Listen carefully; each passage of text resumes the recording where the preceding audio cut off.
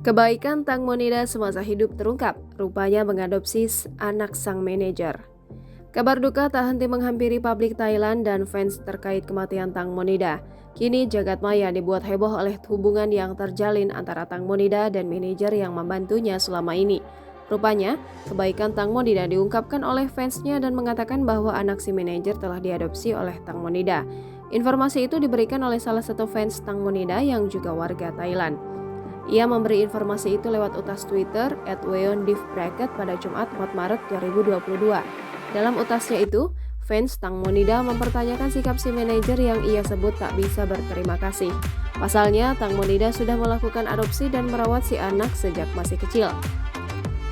Fans itu juga membeberkan bahwa manajer selama ini tinggal di rumah milik dan memakai kendaraan milik Tang Monida. Dengan sangat kesal, fans itu juga menuliskan bahwa baju yang dikenakan oleh manajer saat wawancara di stasiun TV adalah milik Tang Monida. Lebih lanjut, fans tersebut mengatakan bahwa Nida sangat menyayangi dan mencintai sang manajer. Kasus kematian Tang Monida masih dalam tahap penyelidikan pihak kepolisian wilayah Nonthaburi. Saat ini, 2 orang berstatus sebagai tersangka yaitu pemilik dan pengemudi speedboat. Selebihnya manajer dan 3 teman Tang Mo yang lain berstatus sebagai saksi mata.